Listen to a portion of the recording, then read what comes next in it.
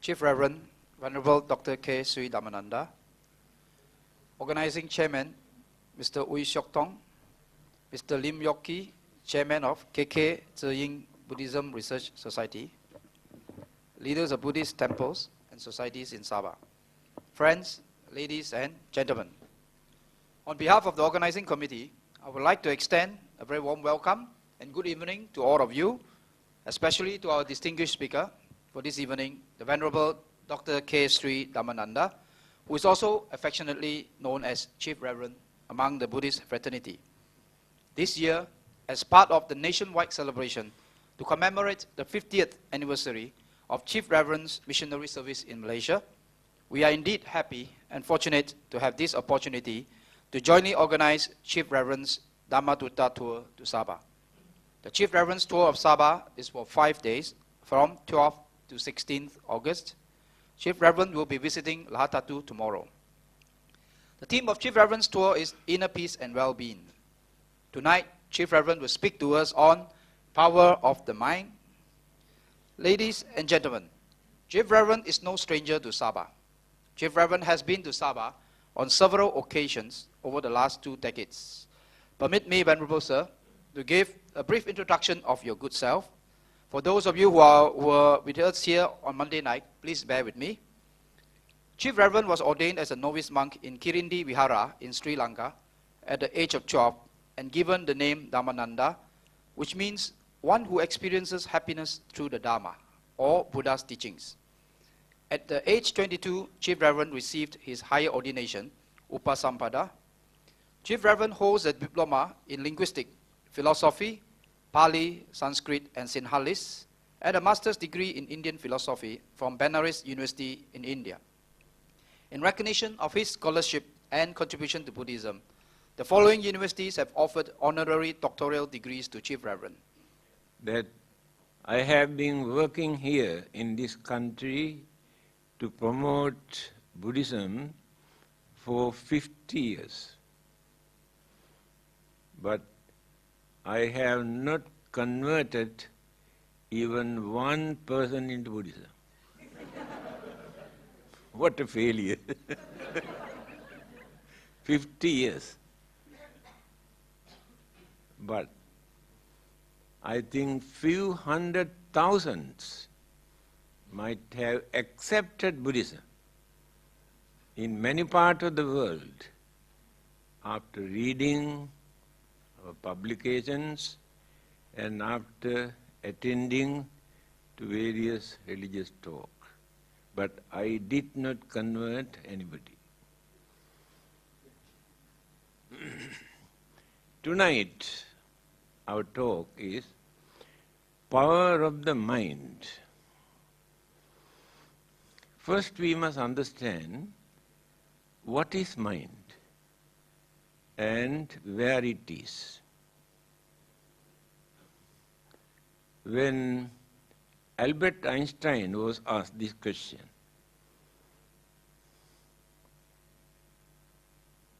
what is mind? He said, no matter. Then he asked, what is matter? Never mind.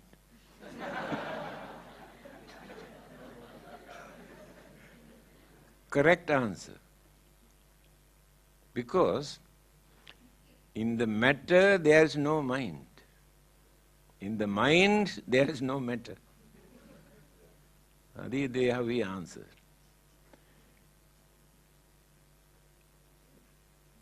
People had a belief for thousands of years that mind is in our heart, located in our heart. That is why still we use some word like kind-hearted, cruel-hearted, thinking that is in the heart. Later, medical science found out it is not located in the heart, but in the brain. So when they maintain this belief that mind is in the brain, psychologists discovered mind is not located in the brain. Now where it is? There is no particular organ in our physical body for mind to live or to accommodate. This is the latest discovery. Mind is an energy. Now this electricity is not located in any particular area. Electron exist. But by using various gadgets, we use that energy. The mind is exactly like electron. Now the trouble is, although we know that we have a mind, it is not necessary for us to know where it is. But we must know that we have a mind and how to make use of this mind. Then, religion, the main purpose of religion, any religion, is not only for worshipping and praying and performing rite and rituals and ceremonies. They are not the main purpose of religion. The main purpose of a religion is to train this mind not to commit evil, bad, wicked, immoral, cruel, dangerous, harmful thing. When such ideas appear in the mind, train this mind not to do this. This is the duty of a religion. If religion cannot do that, there's no point of worshipping and praying and offering. And again, when certain good thoughts appears in the mind must have courage to do something to serve others, to maintain our human dignity, to develop our human values, give credit to our human intelligence by using that mind correctly. Religion is important for that. The other day I have told you, only human beings have a religion. Other living beings have no religion. Why do they need a religion? Because they have an extraordinary intelligence. This intelligence you cannot find in other living beings. They too have a mind. Their minds are limited only to find out their food, their shelter, their protection and pleasure. It is difficult for them to use this mind further than that. That day I told you, we are called Manushya because we have thinking mind. Mana means mind. Thinking mind. By thinking, analyzing, use sense of reasoning, understanding, we will be able to do anything in this world which others cannot do. We can develop our human mind or intelligence to destroy the whole world at once. what they have discovered by using their mind today, they can destroy the whole world within half an hour. That is human mind. At the same time, religious teachers, enlightened religious teachers, have developed their minds up to such extent to guide the whole humanity, to bring them into correct path. That is human mind. Of course, many people believe divine inspiration is there. Here we take only human mind without any extra energies or powers or any other influence.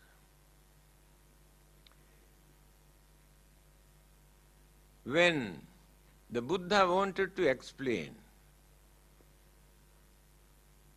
what this mind is, he said, Durangamang ekacharang asarirang guhasayang. The nature of the mind.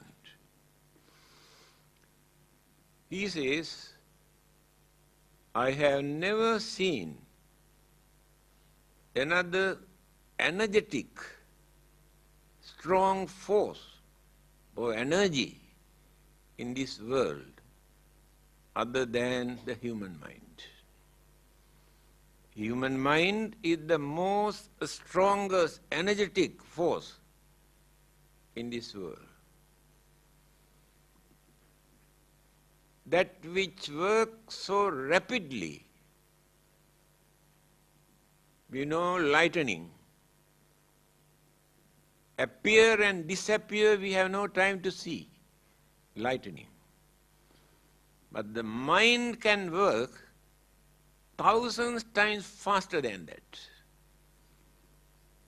This is the nature of the human mind. I can give a simple example how quickly we can twist and turn the mind. Anyway, it is not very pleasant. Please forgive me. A young housewife was making love with a young boy in the kitchen. Her husband saw this. Then he asked, what are you doing? Then at once she said, do you know, every time when I keep durian here in this bottle, I can see 2-3 pieces are missing. When I asked this boy whether he took, he said no.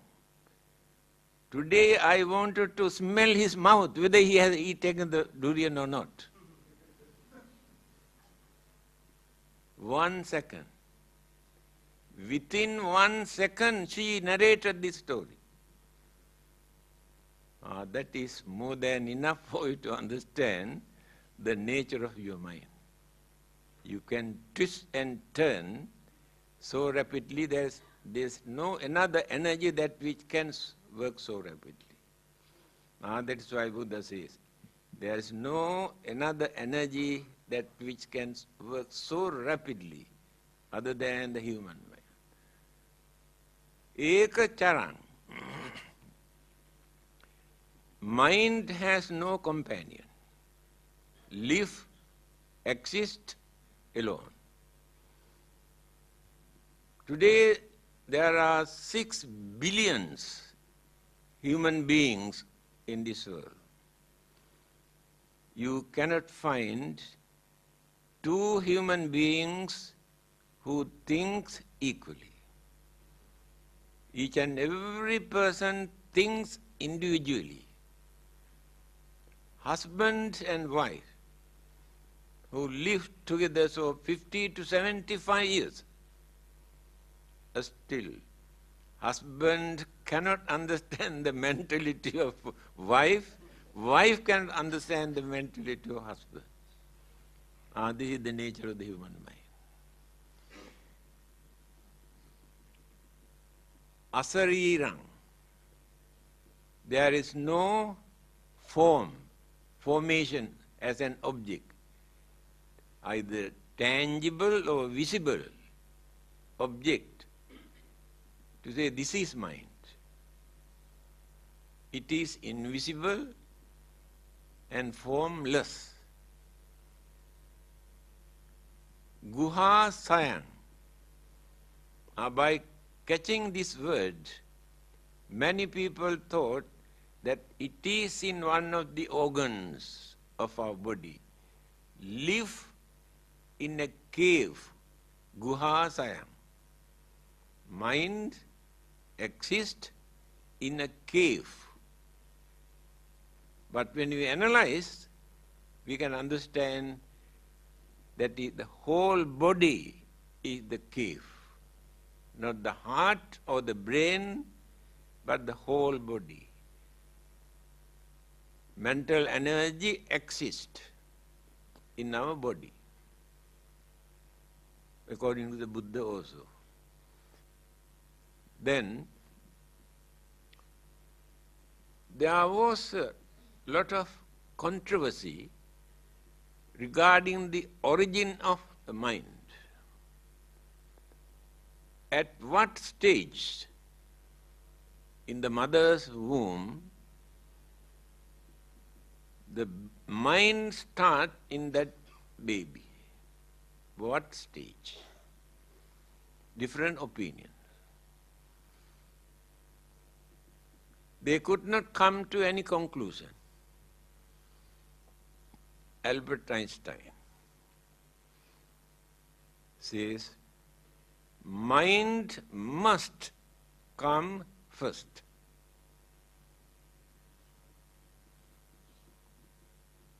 Exactly what the Buddha has said. He said, Viññānaṁ mātukuchismiñ okkamati. The departed person's consciousness, mātukuchismiñ, in the mother's womb, okkamati, enter. That is the nucleus of life. Later, all the other cosmic energies, elements, combined together, build up this life and this body. Started from the mind. Albert Einstein said, mind must come first. Of course, when we study the followers of various religions, they use another word, soul. But the Buddhists use the word consciousness, not the soul. What is consciousness? The word viññāna, in English we say consciousness, but we cannot catch the real meaning. In that consciousness, there are 5 kinds of mental energies. There are 4 mental faculties: Vedana, Sanya, Sankhara, Viññāna. The mind divided into 4 faculties. Vedana, feeling. Pleasant, unpleasant feeling we experience through one faculties of the mind. Sanya, conceive, perceive, recognize, identification take place in the second faculty of the mind. Third one, sankhara. Very difficult to find out correct English word for that. We say mental concomitant, mental formation, but cannot catch the real word, meaning what the Buddha wanted to tell us. Modern scientist, psychologist says, we think our knowledge about the human mind is very advanced. But when we compare our knowledge about the human mind with the psychology that existed 2,500 years ago, we feel we are still in infancy stage, because there are many things still they could not understand the nature of the human mind. And this is one of them. Sankhara. We say mental formation. What is this mental formation?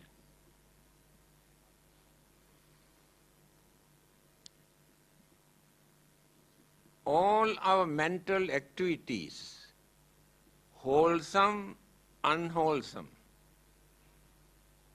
our habit, nature, character, behavior, attitude, way of life, all these things are energies.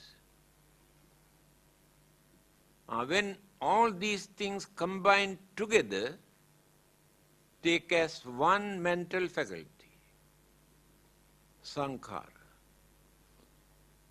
After gaining enlightenment under the Bodhi tree, certain words came out from the Buddha's mouth, although there was nobody to listen. He said few words. One line is, Visankhara gatang chittam. Chitta means mind.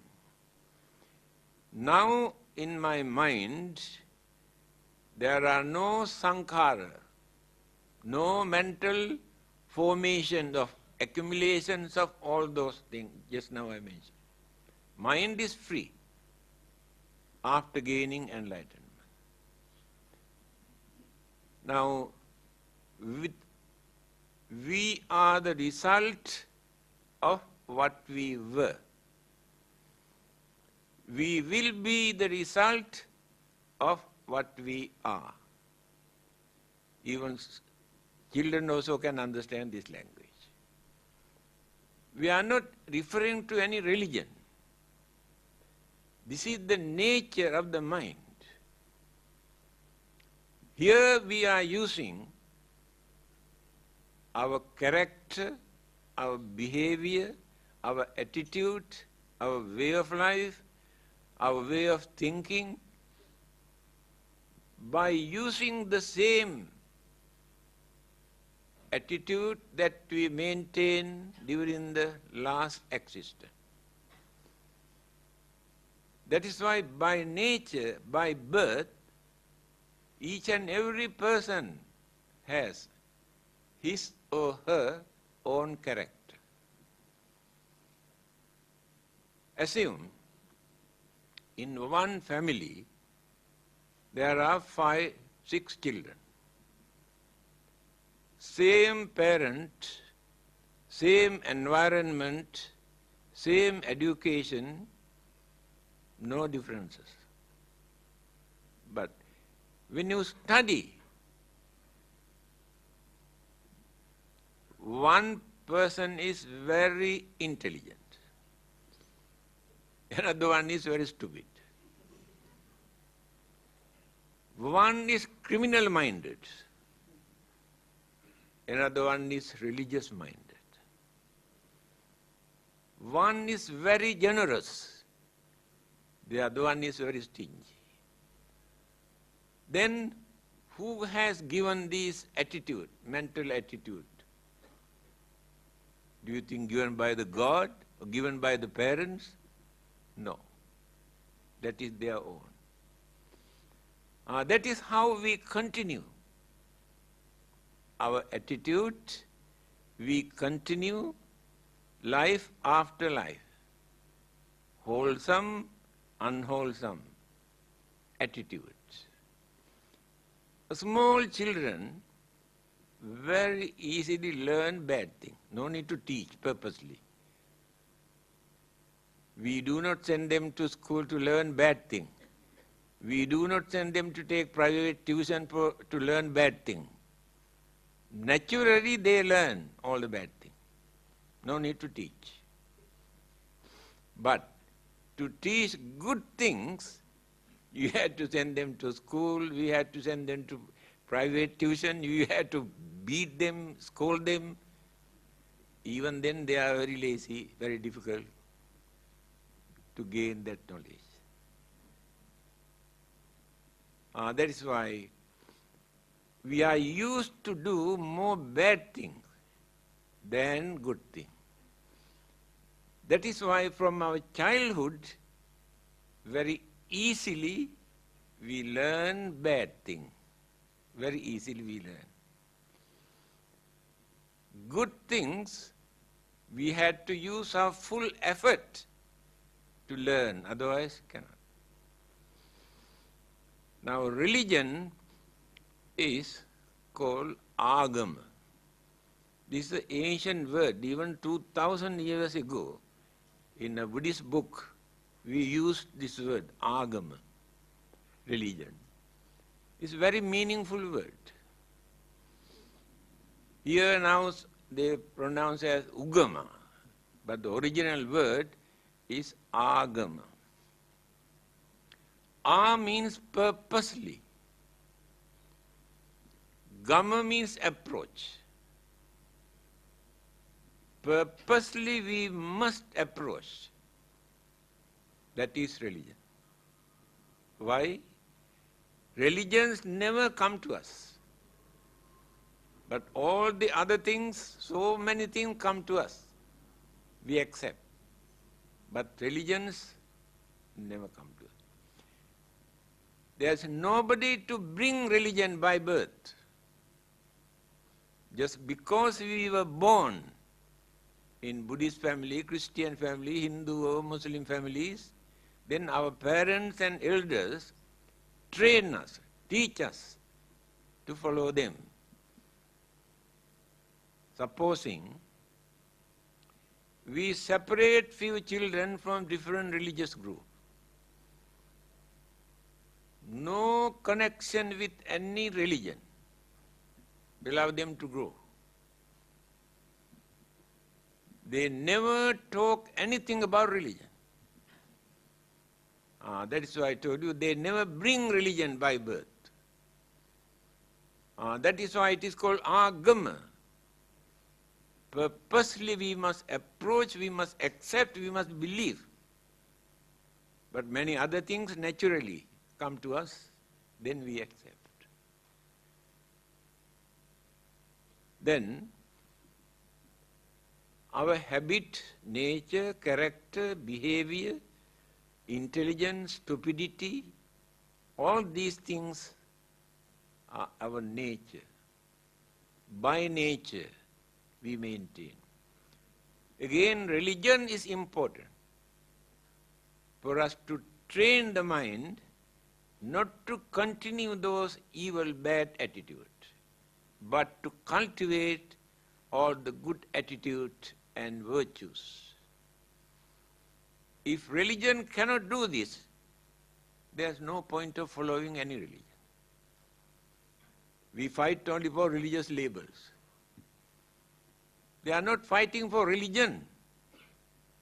Very unhealthy religious competition is going on. For what? To give a label. If we can remove this label, no Buddhism, no Christianity, no Hinduism, no Islam, only religion. No competition, no challenges, no jealousy, no discrimination, no hostility, because those labels are not there. They are fighting for these labels. Our religion, my religion, egoism. Our egoism works through this religion. I want to increase the number of followers of our religion. Whatever rubbish we believe in the name of religion, but we want to bring them into our religion. This is the nature. Why unhealthy religious competition is going on all over the world. If we can remove these labels, the Buddha was not a Buddhist. Do you know that? Jesus was not a Christian. Do you know that? We have given these labels. We are the followers of the Buddha or Jesus. Therefore, we are Buddhists, they are Christians. But the founders of these religions did not introduce any label. What they wanted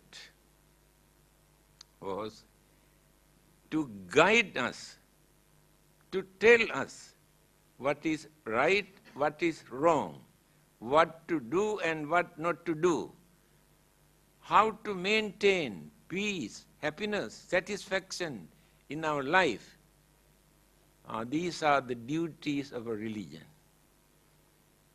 Unfortunately, today, religion has become the main cause of violence and bloodshed and war. Then what is the use of that religion? Because they drag religion into the battlefield and try to show, we are fighting for this religion. Those who have planned to destroy World Trade Center in America, nearly 4,000 innocent people had to face death, untimely death. All are innocent people. $1.5 trillion of property completely burned. Having done that, organizers say, well done. Very well done. God bless them. That is why the day I told you, now heaven has no place, fully packed. The more you destroy the followers of other religion, the more easily you can go to heaven. This is religion. What a pity. How our human mind, our greed, our jealousy, our selfishness polluted the purity of religion. There is no religion in this world that which encourages for people to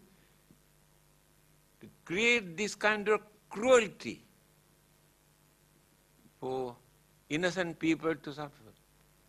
So today we are using religion for that. This is the nature of the human mind.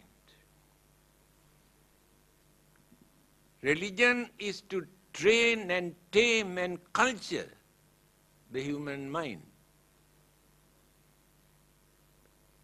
But human mind polluted religion, misusing, abusing name of religion. The most unreliable persons, living beings in this world are the human beings. We can trust animals, other living beings, because we know their nature, their character, their way of life. But we cannot understand the nature of human being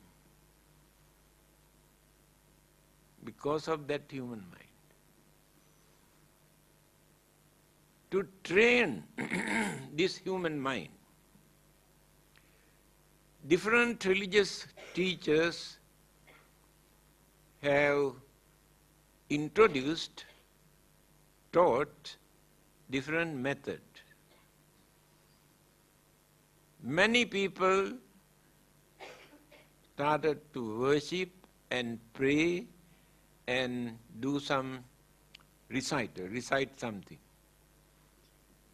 While doing this, they tried to guard their mind. Somebody asked whether the God has any time to sleep. Because he has created everything, whole world, must keep an eye on what they are doing. He has no time to sleep. But some people say there is. When people pray, at that time God gets the chance to sleep. Why?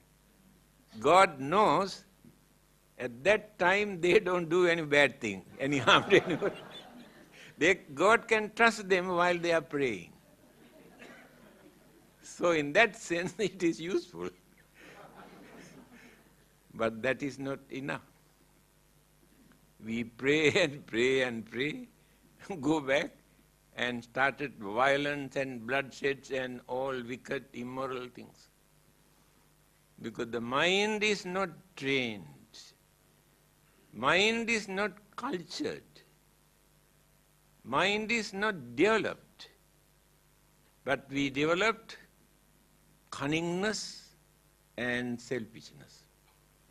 These are the most dangerous weapons in human mind. Cunningness and selfishness. And these two things we cannot find in other living beings. They do not know what is cunningness.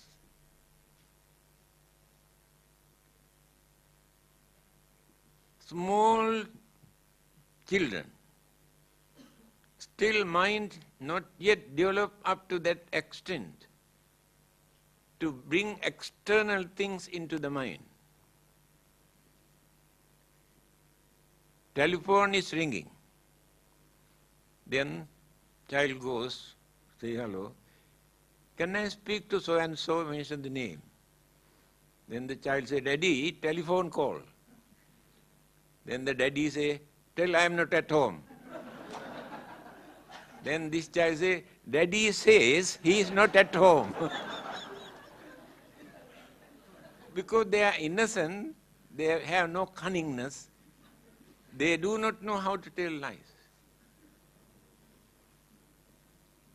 Again, amongst all those living beings, they too have their own languages. Human beings are the only living beings in this world who tell lies. See how clever we are. Others do not know how to tell lies. That is the development of the mind. To twist and turn is the development of the mind. But others had no chance to develop that mind to behave like that. They follow the nature. We have violated the nature by using that intelligence.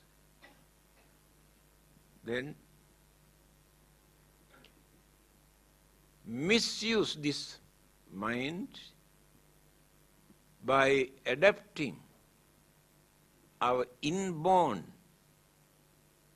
qualities, characters, behavior. All of us have 6 kind of characteristics. Raga charita, dosa charita, moha charita, buddhi charita, vitakka charita, saddha charita. 6. 6 kind of characteristic all of us have. No one is free from it. But noticeable, only 1 or 2. All the others were submerged, not active, but remains in the mind. Raga Charita. The mind is dominating this attitude for sexual activities. Sexual urge is so advanced in their mind, they can forget everything. They can go against anybody. What they need is to gain some sort of sexual satisfaction. There are many. That is there. Correct. The other things are not so important today. Dosa charita, anger, hatred, very hot-tempered. One word is enough for them to flare up their anger and to create very bad atmosphere. By nature. It is not that purposely they create this. They are inborn qualities because of their habits. But some people, although they have ingredients in the mind, they can keep under control. That is why some are very hot-tempered, some have a lot of patience. Raga charita, doha charita. Moha charita. Very narrow-mindedness. Understanding capacity is very low. By nature. We try to teach them, advise them, guide them, but they cannot catch, they cannot grasp by nature. They cannot change that. Buddhi charita, intelligence. From childhood, we can see many children are very intelligent. They can understand things very easily, but many others cannot. That is their own quality. By threatening, beating, forcing, they cannot change that. If they are weak, if they are advanced, not necessary to force. Very easily they can grasp, use their sense of reasoning very easily. Raga charita, doha charita, moha charita, buddhi charita. Vitakka charita, confused mind. Many people cannot decide whether to do or not. Confusion in the mind. Cannot come to any conclusion to decide to do or not. Their nature is such. Since they cannot decide, they go and discuss with others to do or not to do. You know, there is a saying, when the husband cannot decide to do or not to do, go and ask the wife whether to do or not. If wife says yes can do, then don't do, then you will trust me. If wife says yes you can do, then don't do that. That is the way how they have treated women in those days. Napoleon Bonaparte, a great man, what he has said. He said, if you want to teach anything to women, please don't teach them anything to think, because they do not know how to think. Teach them something to believe, then they will accept. Just to believe. The bad reputation they have created for thousands of years about women. But the Buddha has mentioned in his teaching, Naso sabbesu tanesu puriso hoti pandito. Purisa means man. Itthipi pandita honti. Itti means a stri, woman. We must understand, man is not the only wise person. Woman also wise, the Buddha said. He was the first person, religious teacher, who wanted to break this traditional belief that women are lower than men. Remember, mind is neither male or female. Mind is free. A bhikkhuni, a Buddhist nun, was meditating long ago. Somebody came and told her, you are a woman. Why do you want to waste your time for meditating? What do you can gain by meditating? Then this bhikkhuni or nun said, Itti bhavo king kaira chittam misu samahite. If the mind is ready, it makes no difference whether man or woman, because the mind is neither male nor female. Mind is mind. Please remember this. Now, our topic is to show the power of mind. Just now I mentioned few items. What kind of disaster, destructions that we can do by using our human mind. Even devils or ghosts or God also cannot do such destructive things. But human beings can. See how powerful human mind. Now let us think how to develop this mind. I told you religion is important for us. Let it be any religion.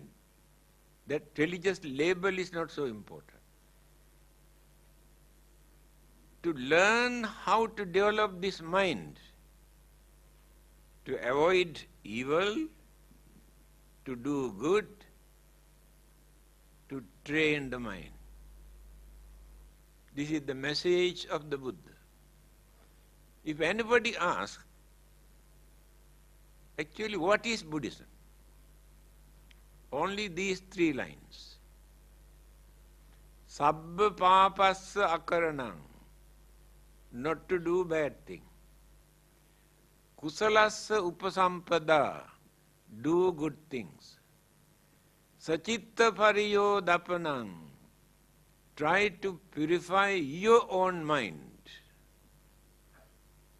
Etang buddhana sasanam. This is the message of every Buddha who appears in this world.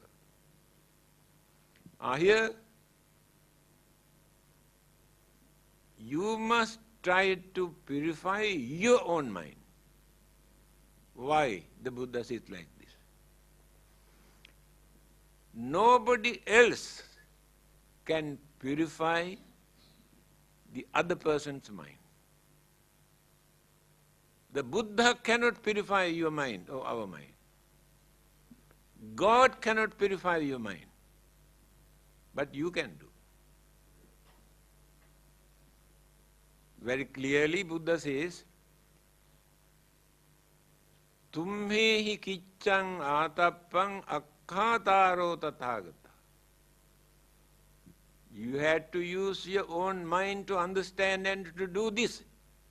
But the Buddha cannot do for you. Nobody else can do for you. You had to do by using your mind.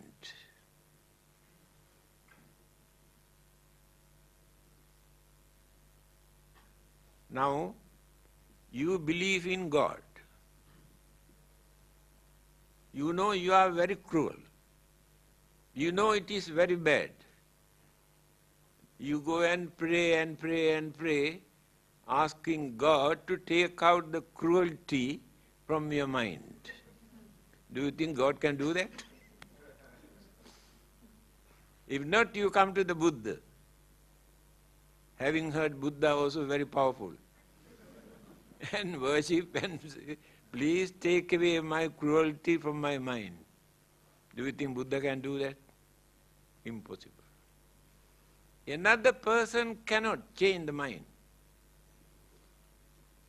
Religious teachers can give guidance, advice, how to do that. But you have to do this. They cannot do that. That is why here the Buddha says, Sachitta Pariyodapanam. You must try to purify your own mind. Another person cannot purify. How to purify? Now you have been doing certain bad things. So one day you realize, I know these things are wrong, very bad. Then you determine not to repeat, not to do it again. Stop. Then you purify your own mind. The God cannot stop this, the Buddha cannot stop this. But you can. This is the nature of the mind. Another person cannot handle our mind. Either Buddha or God or any other supernatural living beings cannot do anything with our mind. But we can do if we use our mind properly. But the religious teachers give guidance, advice, how to do this. Now let us take the Buddha. How to purify, how to train, how to tame, how to develop the mind. Then, method is this. First, you must stop bringing external object into the mind through the senses. Every minute, every second, external object disturb the mind. Vision, the sound, the smell, the taste, the feeling.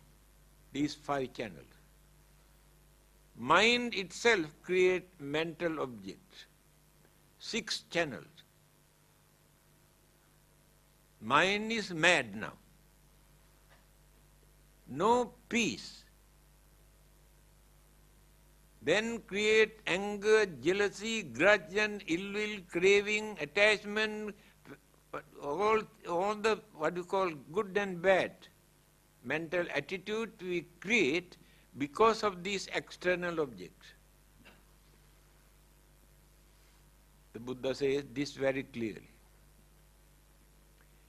Pabhassara midang bhikkhave cittang tanchako agantukehi upakkilesehi upakkilitta.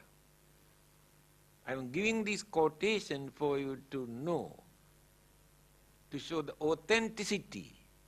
These are not my own interpretation. He says, naturally, at the initial stage, our mind is pure. Later, when the 5 senses started to develop, to bring external object into the mind, mental pollution starts from that day onward. This is the nature of the mind. That is why we had to train our senses not to disturb the mind by bringing external object. Stop. Train the mind not to create mental image, mental object. Now the mind is alone. No disturbances, no temptation, no irritation. But mind cannot stay alone without taking an object. Mind must fix towards an object. The Buddha has advised, we must give a neutral object. If it is very good, very pretty, very handsome, then again mind is disturbed. If it is ugly, filthy, disturb the mind. Therefore, object must be neutral. So what is the neutral object recommended by the Buddha? Your own breath. Inhaling, exhaling, inhaling, exhaling. Count. 1 to 10, 1 to 10, 1 to 10. In the mind, no need to decide. Now mind cannot catch anything else into the mind. Cannot bring anything else into the mind. Mind is relaxing, relaxing, relaxing, relaxing. When the mind is relaxing, I told you the other day also, the organs of our body, brain cells, hormone, glands, nervous system, blood circulation, heartbeat, stomach, all these organs are disturbed by the mind. But when the mind is relaxing, these organs also function in normal way. Then we can lead a healthy life. We can avoid many sicknesses. Because the mind can create so many sicknesses. We do not know that. Later we come and say, oh, somebody might have done charm, or black magic, or devil, or ghost.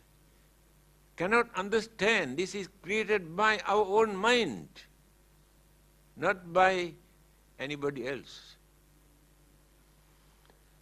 Now, mind is very tame, not stubborn, not wild, very tame, because had the chance to relax. There is no religious label for that. This is not only for Buddhists. Anybody who got a mind can practice this without using any religious label. Then, when we use our mental energy through the senses, because senses cannot work without mental energy. Eye consciousness, ear consciousness, consciousness is working there. But we use these as channels, bring. If we maintain this fear or worries or anger for a long period, create sicknesses, lot of sicknesses. Then, when the mind is cultured, take an object into the mind. He has prescribed 4 objects to concentrate. Kayanupassana, Vedananupassana, Chittanupassana, Dhammanupassana. 4 objects. Take body. Your body or my body. Concentrate. Analyze. Try to understand what this body is. Then we start from the very beginning. This is the combinations of 4 mental faculties and 4 elements. Combination, then the body comes into existence. Again, when we analyze part by part in our physical body, separate all those things, keep separately. The man is missing. Flesh, bones, blood, skin, hair, teeth, keep all separate one by one. But the man is missing. The man is a concept created by our mind where all these things combine together. In reality, there is no man. The combinations of all these things create this. Then, to maintain this body, why should I commit bad, wicked, cruel, harmful thing? Develop the mind. Cultivate the mind. By concentrating on physical body. Then Vedananupassana. Vedana means feeling. We have 3 kinds of feeling. Pleasant, unpleasant, and neutral. Neutral feeling we neglect. Pleasant and unpleasant feeling we take seriously. Take for instance, when you go out, you meet one of your best friends. Oh, embrace and laugh and joke and express happiness. And furthermore, then later you met your number 1 enemy. Your face becomes sour and very embarrassing, and so much of anger, jealousy, grudge and ill will completely pollute the purity of the mind. Feeling. Pleasant, unpleasant feeling. In between you met so many people going here and there. No feeling. You don't want to look at their face, you don't know who they are. Just let them go. Neutral. But it is a feeling. Neutral feeling. When pleasant or unpleasant feelings appear, we had to concentrate.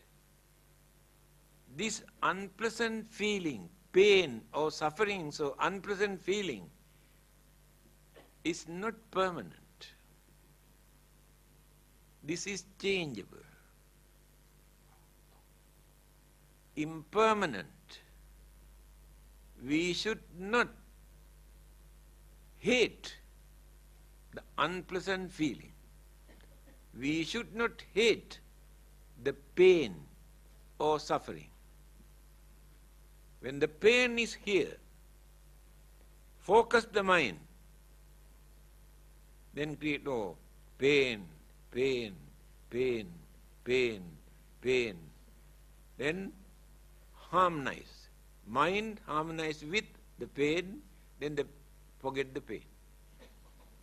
That is meditation. Meditate on pain. Then we have forgotten the pain. pleasant feeling. Then you have to think, this very pleasant and nice feeling that I am experiencing won't last long. Maybe a few seconds, or few minutes, or few hours, or few days, or few months. It disappears. Why should I become slaves to this pleasant feeling, to misuse, to neglect all my duties, responsibilities, obligations, and spiritual development? Why should I neglect them just because this pleasant feeling? It is impermanent. Certain feeling only few seconds, disappear. After that, we want to get it back. We run after that, cannot catch. We get into trouble. You have to concentrate on that, this pleasant feeling, that is emotional satisfaction, disappear any moment. So, if you did not surrender yourself to this pleasant feeling, when that disappears, you never worry. You can maintain your normal life. That is the way how to meditate or concentrate on pleasant feeling. All these things we are doing to train the mind. Then Chittanupassi. Chitta means mind. Try to find out what are the wholesome, unwholesome mental attitude that you have in your mind. Your egoism does not allow you to think, I have ignorance, I have what you call anger or hatred. Pretend that you are not having these weaknesses. But we had to accept, yes, I know I am hot-tempered. Then you get the chance to concentrate on that, to reduce and reduce and reduce and reduce and to tame the mind. That is meditation. No religious label for this. Anyone who got a mind can do this. You understand the nature of your own mind. What are the good qualities in your mind by nature? Kindness, sympathy, honesty, patience, tolerance. These good qualities are also there in your mind. Then try to cultivate all the good qualities. Concentrate on them. Development of the mind. Taming the mind. That is called meditation. We have completed 3 items. Last one is Dhammanupassi. Dhamma gives many meanings. Teachings of the Buddha is also called Dhamma. Universal law or natural phenomena also called Dharma. Then we had to concentrate on the nature of natural phenomena, universal law, not created by anybody. The world exists because of these natural phenomena or universal law. But we create our own imagination, not knowing what they are. Things come into existence. How they exist? Due to combinations of elements and energies. Start from molecules from the very beginning. Then go on developing and developing and developing and developing, and later an object come into existence. But this is impermanent. This never remains forever without changing, without decaying and disintegration. Whether it is life or planet or any other object, anything that which exists in this universe, all are impermanent. They exist for a long period, but while existing, going on changing. After changing, decaying. After decaying, disintegrate, dissolved. Elements turn into elements, energies turn into energies. That object disappears. Now let us take this earth. This is an object. Do you think this is permanent? Do you think this remains forever? No. The sun and the moons and the galaxies or universes, anything that which exists, everything is going on changing, decaying and disappearing. This is the universal law. But many people believe this is created by the God. That is their concept. But this is natural. There's nobody behind to handle this. That is called universal law. Universal law is not created by another person. Then we'll come to know what this world is, what this universe are. So many universes, not only one. Then we realize the real nature of existence.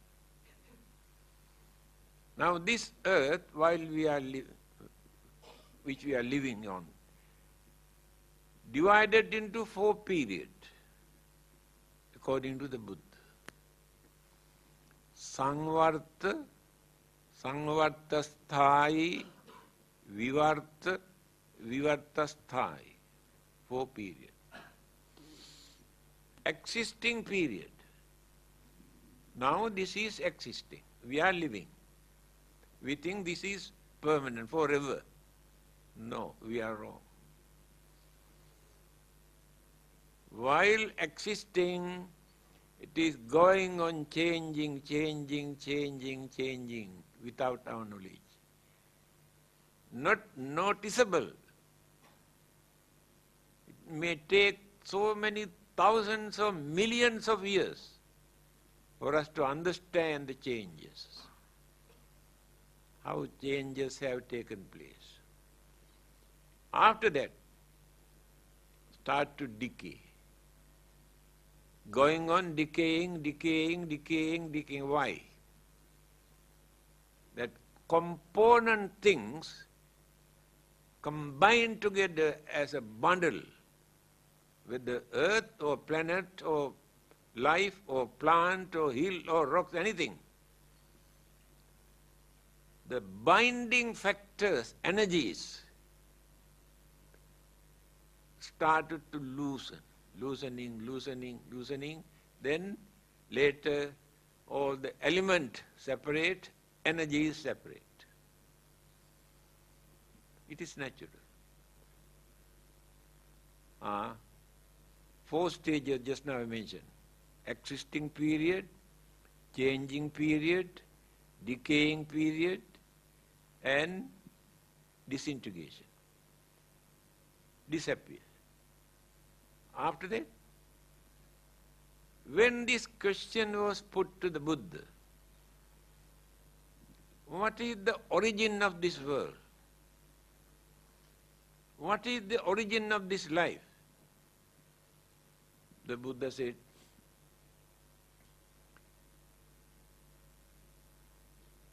it is impossible for anyone to find out the beginning of this world or the beginning of this life.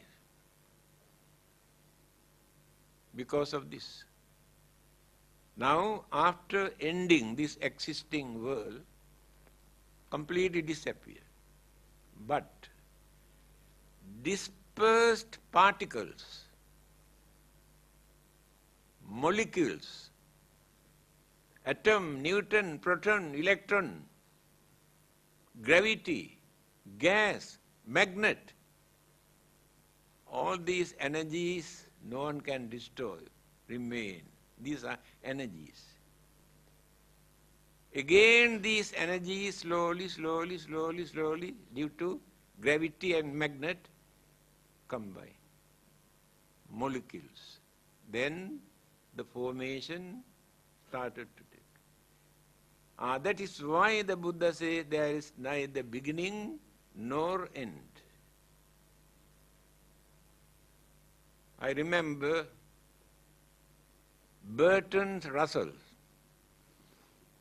one of the best intellectual freethinkers in England. He said in his book, amongst the founders of all those religions, I respect only one man. He is the Buddha. Although he was not a Buddhist, he has no religion.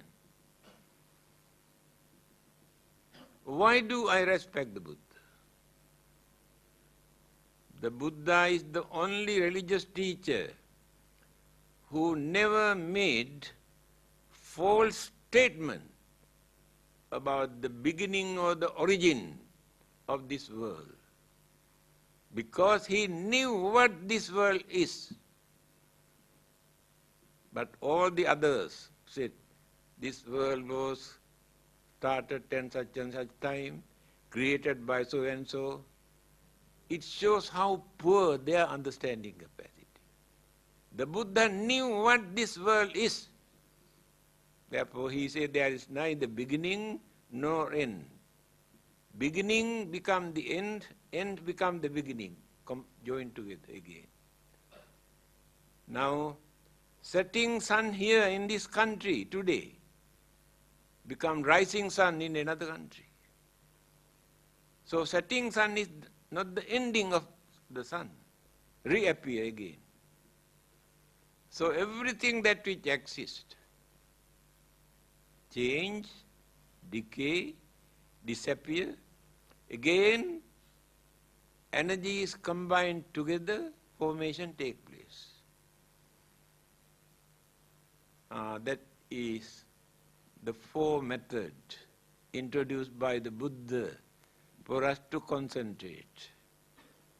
When understanding appear in our mind will be free from all the weaknesses and defilements and evil forces, sufferings, complete liberation, salvations, deliverance, final goal. We gain when our mind be developed up to that extent. This is the nature of the mind. Without using our mind, we cannot gain salvation from another person.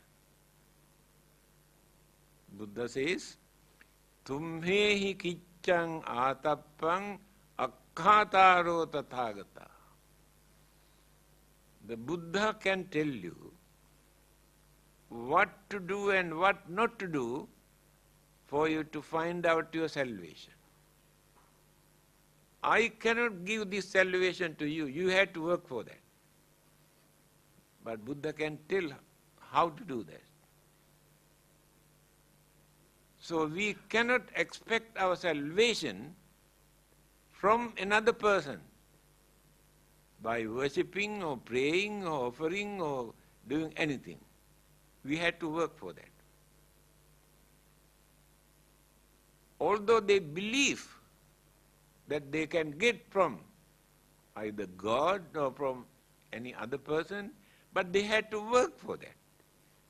Simply they never gain their salvation. So from the Buddhist point of view, it is very clear, we never gain our final salvation from another person. We had to work by following the correct method given by the religious teacher. What is the time now?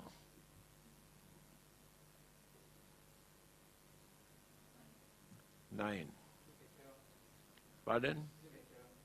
Still can carry on. What do you want me to do? Why not we have discussion? Because there are many things to discuss. Because we are not here to argue or to fight or attack or criticize or condemn, but to know something, to understand something, how far we can get together, work together, and how far we can develop our good attitude, how far we can reduce our weaknesses. This is the main purpose. Thank you, Chief Reverend. Although the Chief Reverend say that the mind is asexual, the organizing committee will not be responsible if the male use a female toilet. Please bear in mind. We are still in this world. Anyway, I open the floor now for questioning.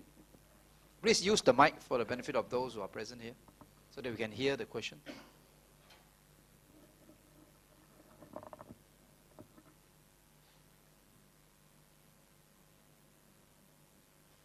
Okay. Right, Reverend. Right, Reverend. Just one piece of advice we would like to get from you. That is, we realize and we can observe there's so much of destruction of the world going on simply due to man's selfishness and greed. He doesn't know what actually keeps him alive. What he needs to survive, he has forgotten. He knows what he needs to keep his greed and selfishness going. What is your advice to the environmental destruction of the world? Thank you. Right, Reverend. Only advice that I can give from the Buddhist point of view, they behave or they do all those things by misusing their craving, selfishness, jealousy, hatred, because of their ignorance. Ignorance is the main cause. If there is no ignorance, they never misuse those things to disturb or for destructive purpose.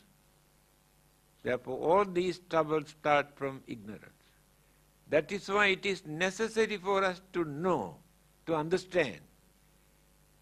Just now I explained the 4 items recommended by the Buddha for us to know. When we understood, then we can reduce so many misconceptions, bad ideas, cruelty, jealousy, anger, through this understanding. Therefore, by force, no one can stop. The more we use force, the more they aggravate the situation. The other day, I mentioned United Nations Constitution. They have drafted in the United Nations Constitution. War begins in the human mind. At the same time, peace also must come from the human mind. We can pray, we can worship, we can burn lot of papers and joysticks asking peace to come down. It never come down from anywhere. It must come from the human mind. They are repeating what the Buddha has said. In Dhammapada, the first sayings of the Buddha, he said, Mano Pubbangama Dhamma. Very simple saying. Mano means mind. Mano Pubbangama Dhamma. Human mind is responsible for all those good and bad things that which exist in this world. Not the animals or ghost or devil or God, but human mind. Human mind create violence and bloodshed as well as peace. Nobody else can do that. To reduce this, we must develop our understanding by reducing our ignorance. We have more ignorance in our mind. Understanding is very little. Just like huge iceberg in the sea. We can see only little bit on the top. Iceberg is under the water, we cannot see. Our ignorance is so big in our mind. We can understand only little bit. That is why we are facing all these unfortunate incidents, occurrences to suffer.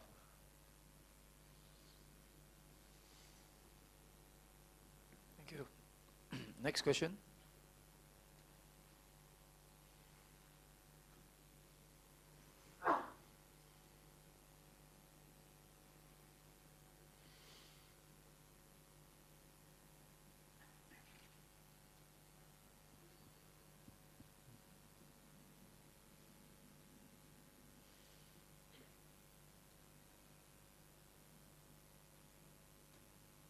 Thank you.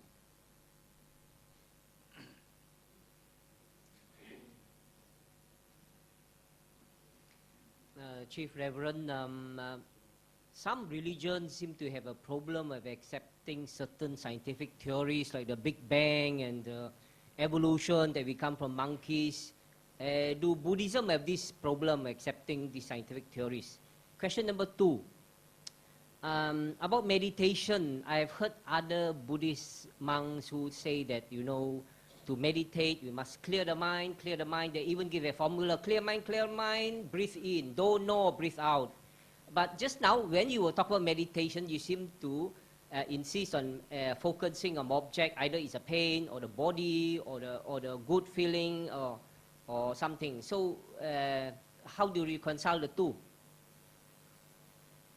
Thank you. Yes, sir.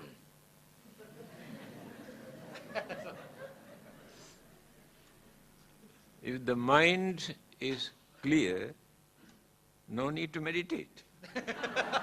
What for? So simple. And the first question is very controversial. What scientists have discovered goes against certain religious concepts and beliefs that they have been maintaining for a long period. Albert Einstein, that day also I mentioned, science without religion is blind. Because scientific knowledge they can misuse and abuse to destroy the whole world, it is ready now. Because no religion to guide them, not to abuse that scientific knowledge. Again he says, religion without science is lame or crippled. What is happening?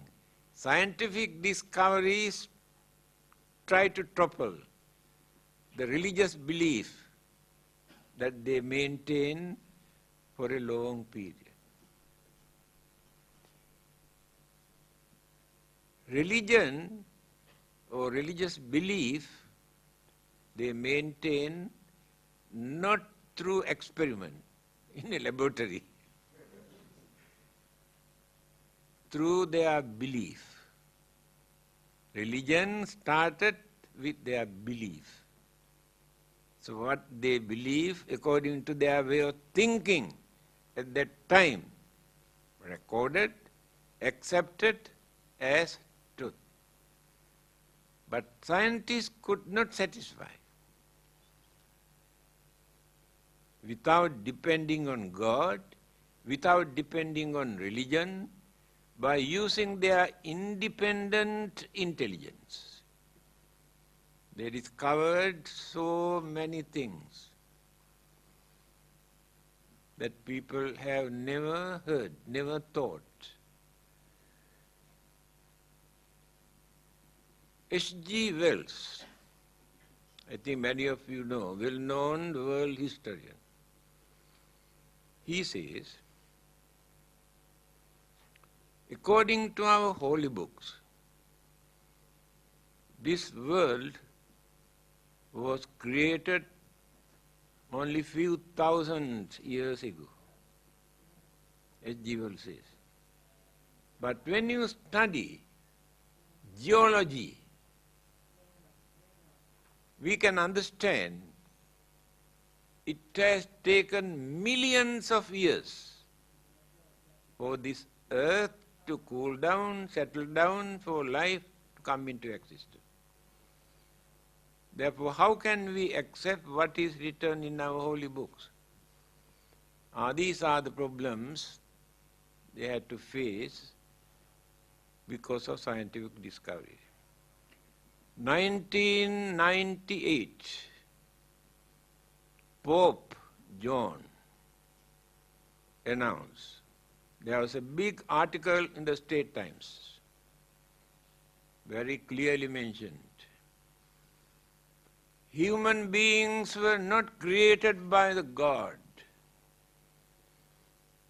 They come into existence due to gradual development of evolution. Pope John. I discussed this matter with the Archbishop, Sotapanandus. Why Pope says like this? Then he said, actually his idea is, this body is not created by the God. He creates only soul. That is why he says, this human life is not created by the God. But when you refer to Albert Einstein, religion without science is lame, crippled, not practical at all. Now they try to compromise, accept certain discoveries created by the scientists. Then religion become active.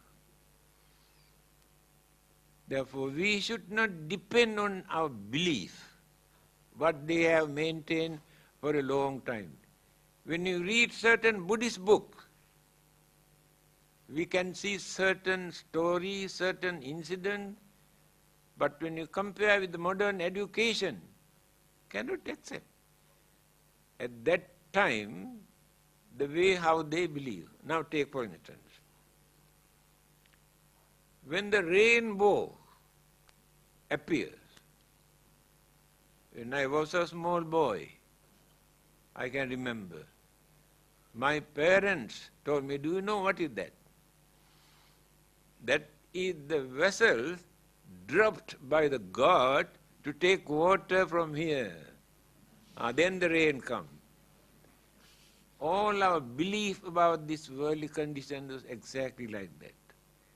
And some of these beliefs incorporated into religions, every religion. Buddhism also not free from that, every religion. Therefore, we had to use our common sense of reasoning, understanding, to say, no, it is in our religion, we cannot throw away. That is not the way. What people have believed few thousand years ago about the life and the world, entirely changed today, different, according to the modern education. Therefore, instead of criticizing, condemning religious belief, we must try to understand with good intention they have introduced these beliefs. But today when we analyze, we can understand some are not easy to prove that they are true. Therefore we must know how to adjust in any religion. Thank you. Next question. Venerable Sir, on the question of rebirth, what is rebirth? And does rebirth confine only to certain religious teachings?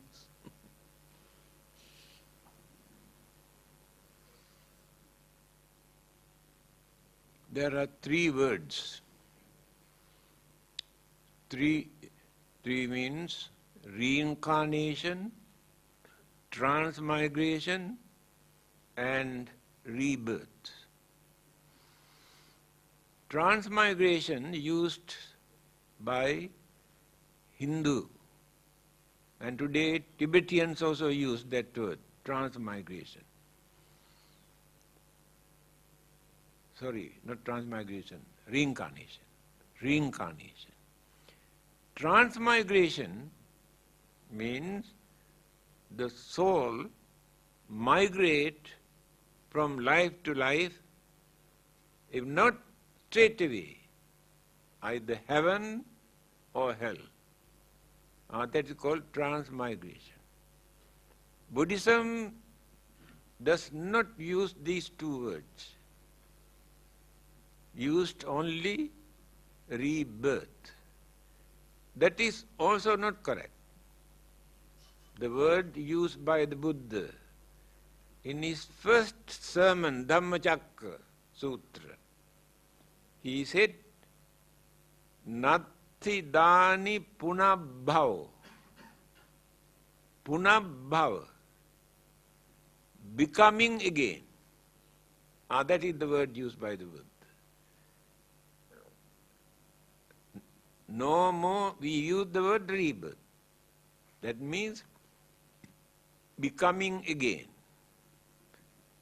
Why become again? People say, why? We cannot understand.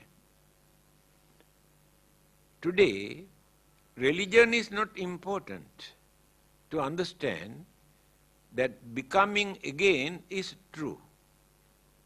No need to depend on any religion. How many people have remembered their previous birth, explain everything in details? Many people have come from America, Germany, England, having heard, investigated, found out correct what they have said. But that memory remains only 1 or 2 years' time. After that, completely disappears. Just now I mentioned, in our storehouse of consciousness, all our memories are there. That memory suddenly appears. Again, when we hypnotize a person, There are many cases, they have explained their previous birth, all the details, and spoke a language that this person never learned within this lifetime. There are many cases in Australia and some other countries. These two things are more than enough for us to understand that whether we believe or not, belief is not important. Things never take place in this world according to our belief. Birth is natural, sicknesses are natural, old age is natural, death is natural, no need to believe.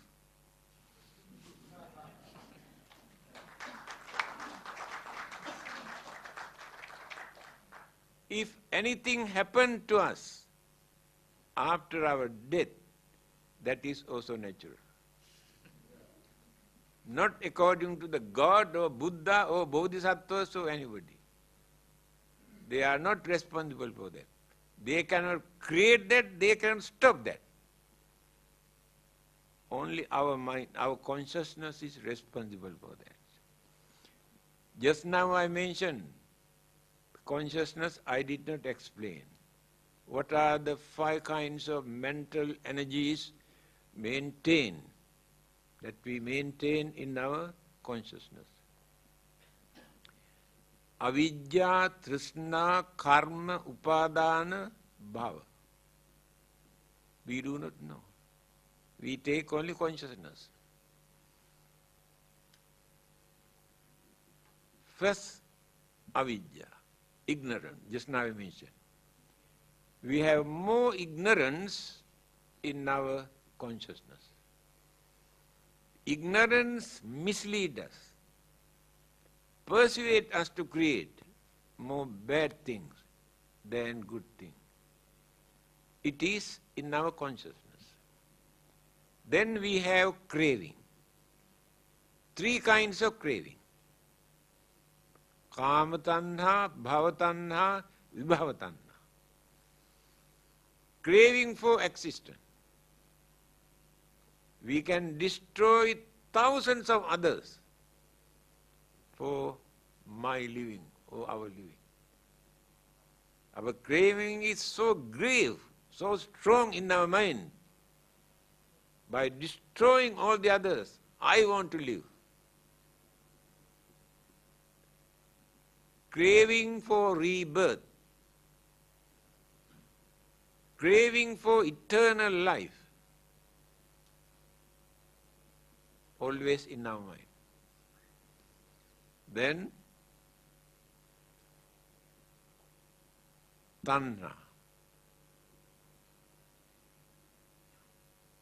karma.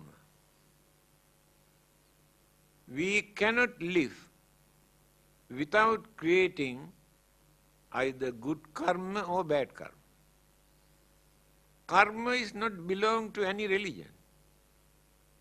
Natural occurrences.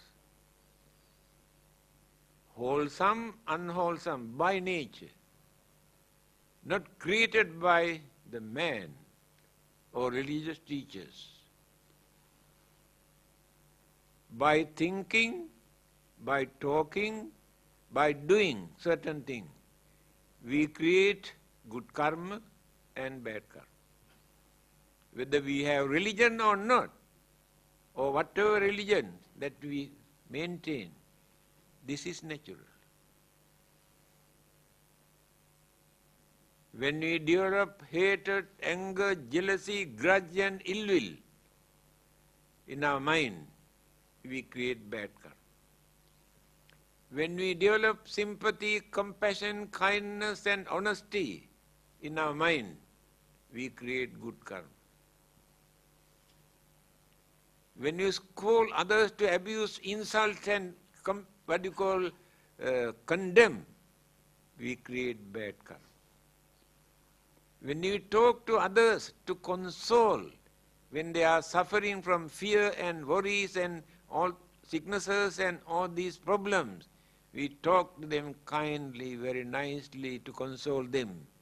We create good karma. We do certain things for our pleasure or for our living. Certain things are moral, certain things are immoral. Certain things are good, certain things are bad. Everybody is responsible for it. This is in our consciousness. The other one is upadana, attachment. All of us have some sort of attachment towards somebody or something.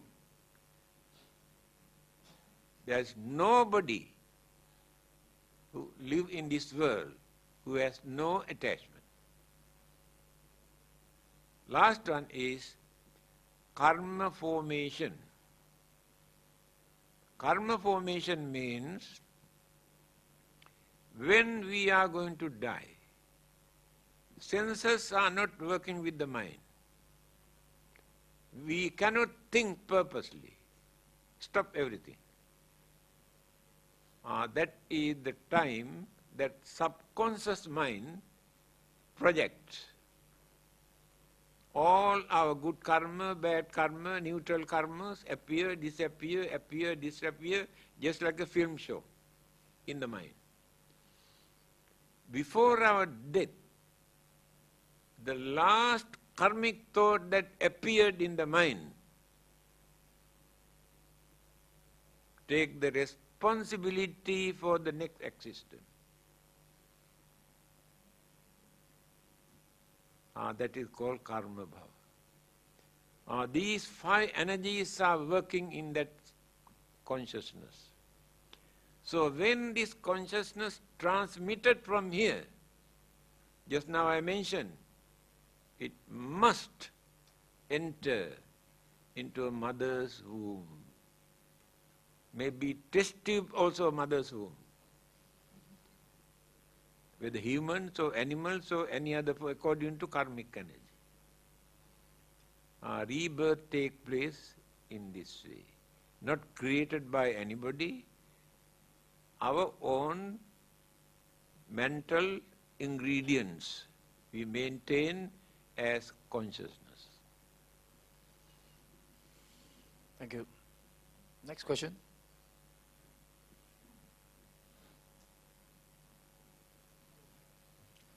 Chief Reverend, can I pose a question to you? You are going to post.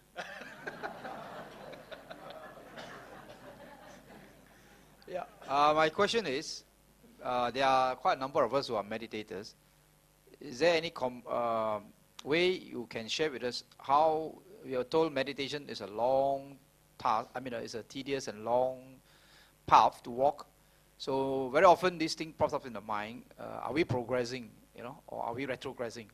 Can you shed some light on this? How does a meditator know by himself whether he's moving ahead or stagnant or retrogressing? Thank you. When a person is suffering from a sickness, he takes some medicine. While taking medicine, he can understand whether his sickness is reducing or increasing.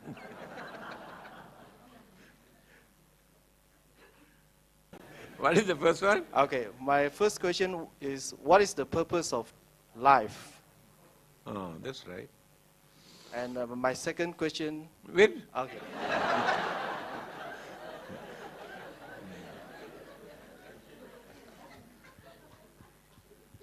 Paratha chariyaya satang hi jivanam.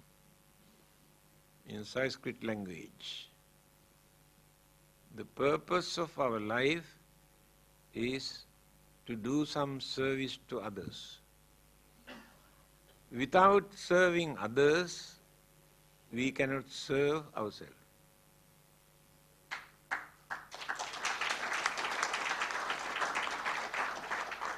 That is the purpose of our life. Now, what is the second one? My second question is, how could religions in this world play a more significant role towards promoting world peace and avoiding conflicts in between religions and communities of different ethnic backgrounds?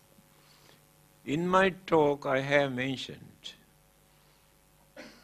religion is to train human mind not to create violence or disturbances or destruction, but that corrupted human mind misuse religion for their own benefit to gain more worldly power or political power or material things. So, no one can do anything to promote peace or what you call happiness if we do not change our mind. It never come down from heaven, it never come down from anywhere else, it must come from our mind. If the mind is corrupted, selfish, no one can do anything, they are misusing religion. Religion is a very big business now. Actually, they are not practicing religion. They use religion either for gain more political power, more authority, or more material gain, or manpower. They use religion only for that purpose, but they do not want to practice any religion. They use the name of religion to gain many of these things. See how we use our mind, how unreliable we are. So, what is the third one? Should a religion get involved in politics and to take stand on certain issues, especially? Yes, I can remember. No, it is a good question. Because I have heard on many occasions people say we should not use religion with politics, should not mix up. They are wrong. The Buddha has given this advice. Anujanami bhikkhave rajanang anuvattitum. First advice, as the followers of the Buddha, to cooperate with the existing government or law enforced by the government. That is the first advice. Second advice, if the ruler of the country punished innocent people, it is not suitable for him to remain as a ruler. He must get out from that. Then he said, if the ruler do not punish the culprit, he is also not suitable to remain. Therefore, the Buddha has pointed out the culprit must be punished. But in Buddhism, there are no religious punishment. Many other religions, they have religious punishment. In Buddhism, there is no religious punishment. The Buddha's advice is cooperate with the existing government and the law. No separate religious law in Buddhism. Again, if the people come to know the rulers or the government are unfair, overtaxing, it is their duty to get rid of that kind of politics or political power or the government and organize, establish a good government. Therefore, we cannot say religion should not interfere with politics. Thank you.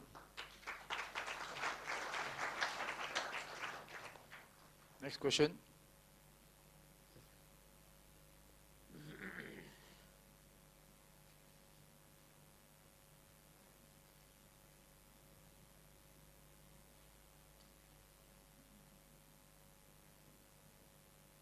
Reverend Sir, good evening.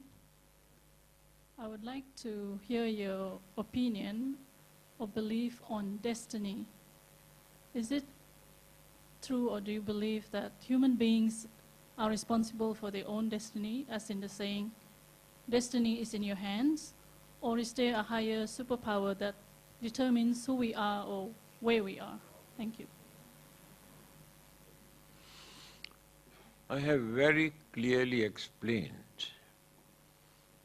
Individually, each and every person is responsible for his or her life. Another person cannot handle this life. According to the Buddha, either the Buddha or God or Brahma or Deva or any other supernatural living being, they have nothing to do with this. I am responsible for my life. If I don't like to suffer, I must know it is bad for me to do bad thing, cruel, wicked, harmful thing. If I like to have peaceful, happy, prosperous life, I must know how to cultivate and develop my way of life by doing some service to others. Therefore, another living being has nothing to do with this life. Thank you. Difficult for us to develop this spirituality. Spirituality means by reducing all the evil forces from the mind, cultivating all the good thoughts, words and actions in the mind, then when the mind is pure, we have cultivated spirituality. In the teachings of the Buddha, he says, the way for you to cultivate your spiritual development to find out the salvation is one way. The method for you to gain worldly material gain and power and authority is another way. These two cannot go together. If you want to develop spiritualism, you had to reduce so much of attachment, craving, anger, jealousy, grudge and ill will, then go on developing. If you are too religious, if you meditate whole day and night, you never gain anything for worldly development. If you want to experience your pleasure, your worldly gain, your material gain, meditation cannot give you anything. You have to work very hard. Buddha says, Alaso gihi kama bhogi nasadu. Those who like to enjoy worldly pleasure, if they are lazy people, nasadu, no good. The Buddha says, Asanyato pabbajito nasadu. The monks or the priest or religious people have no discipline. Nasadu, no good. Raja nasadu anisammakari. Raja, the ruler, if he is very stubborn, very biased, nasadu, no good to remain as a ruler. Yo pandito kodhano so nasadu. If educated person always show his or her anger, nasadu, no good. Here the Buddha said, don't be lazy, you must work very hard. He say, Utthana sampada, arakha sampada. You must be active. You must work hard. You must know how to protect what you have earned without wasting, without neglecting, because you want to lead the worldly life. But while you are leading a worldly life, you had to face enormous problems and troubles and worries and fears. No one can protect them. But if you work for the spiritual development, then you had to reduce all those evil thoughts from the mind, cultivate all the good thought in the spiritual development. 2 lines. Thank you.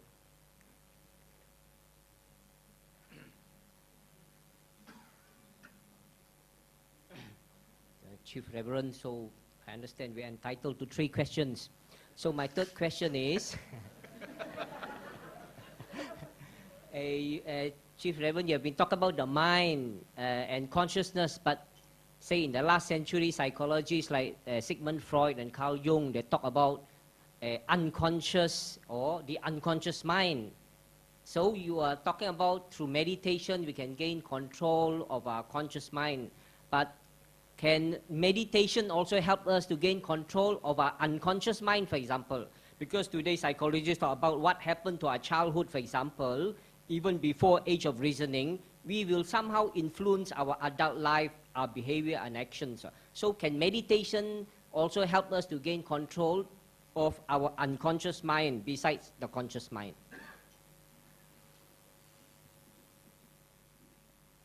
What is the meaning of unconscious?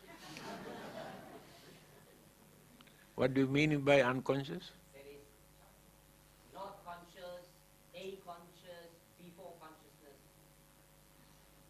For example, now something happened, child has been abused, for example.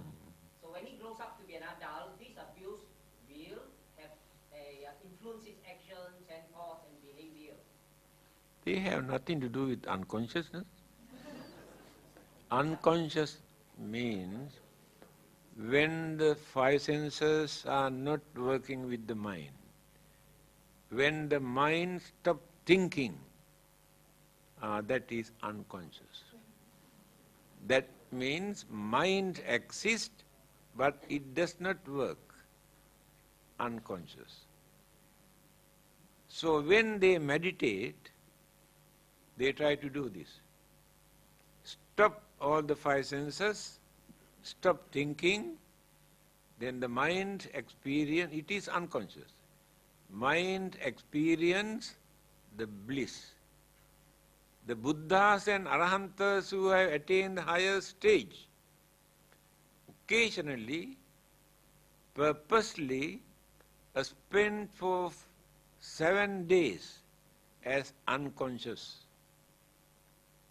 just like dead bodies. There is no difference between dead body and their body while they are in unconscious state. And during this period, they experience bliss because the burdens of physical body is not there. The hindrances, obstructions, troubles and problems they are facing because of the body. Hunger, thirst, pain, ache, suffering. So when the mind is in that unconscious state, the mind is free from the physical burden. That is the meaning of unconscious from the Buddhist point of view.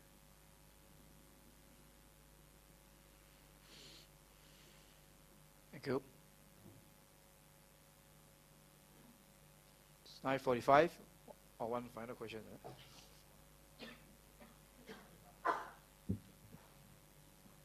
Reverend, I have this question. From what I understand of most religion, the emphasis is on faith, on belief. And because of that faith, the followers are actually looking for salvation. They are being taught that through faith you can get salvation. Now, from what I heard about the Buddhist teaching so far, the emphasis seems to be that faith is not important. What you believe is not important because it is the universal truth and it is the mind that is important rather than the faith. In other words, what you believe does not change anything in the world. That's what you emphasize. And all these concepts that you have talked about, that because we are an ongoing matter, the molecules, the elements, everything, this world has no beginning, no end. That's, am I right to believe that if that is the case, in the case of Buddhists, the follower of Buddha, there is actually no need to even think about salvation? There is no such thing as salvation in your belief. Am I right to say that?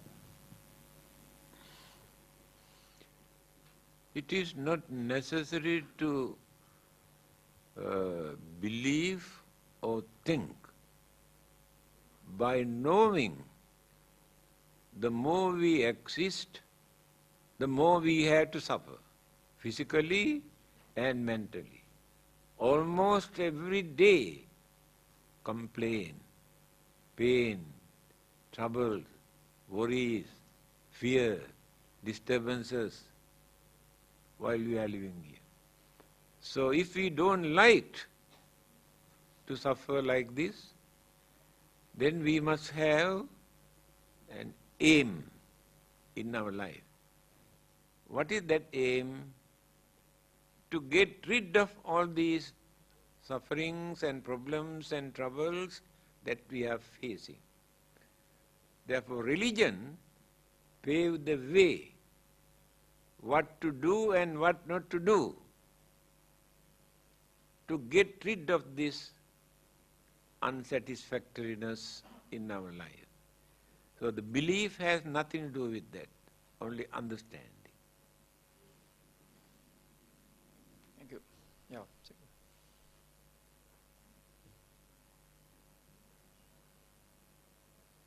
Sorry, Reverend, before I come to my question, actually, while other religions stress on, deepness of faith for salvation, Buddhists simply say that your actions will give you salvation. If you do good, your salvation is already guaranteed, not your deepness of faith. That's what I understand. Hope I'm right. Before I come to my question, another thing is the long and short of what we have learned today is that if you're clear in your mind, if your understanding is clear, you don't actually need to go into meditation. Am I right? Okay. Thank you. The other thing is... So you ask, then you answer your question. Go. Yes. Okay, go ahead. Yes.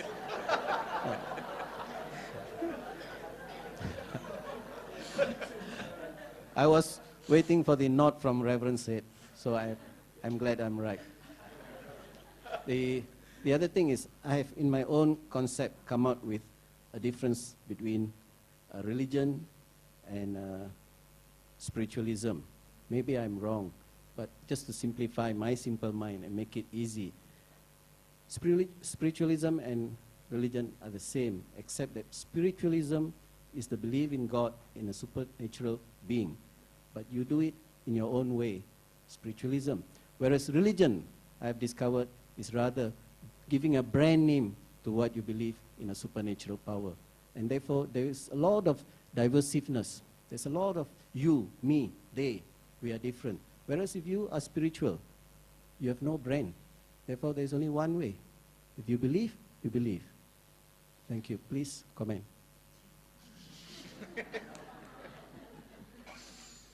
I think your spirituality is a different kind of spirituality. We use the word spiriti, means moksha. In Sanskrit, we say moksha. In Pali, we say mokkha. In English, we say salvation, liberation, deliverance, freedom. Same meaning. Why every religion use this word, salvation? That means they admit within this lifetime we are suffering. To get rid of this suffering, must follow this religious way of life for our salvation, for our liberation, for our freedom. That is the purpose of life. That is spiritual development. Thank you.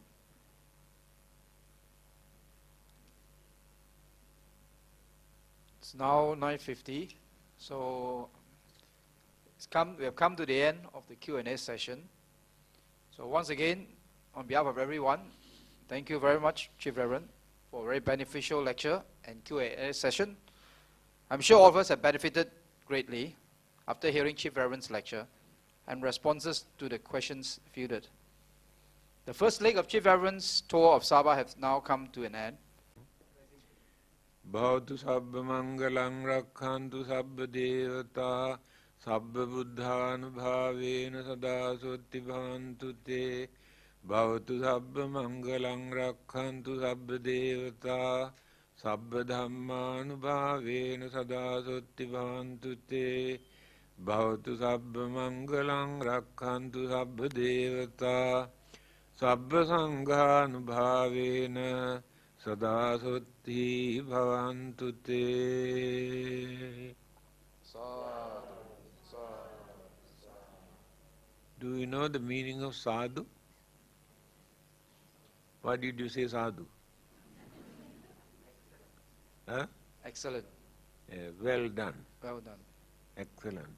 That means encourage others also to continue when you say sadhu. Another thing, when we say sadhu, that is the end of that program. Understand? End of the program, only we say sadhu. So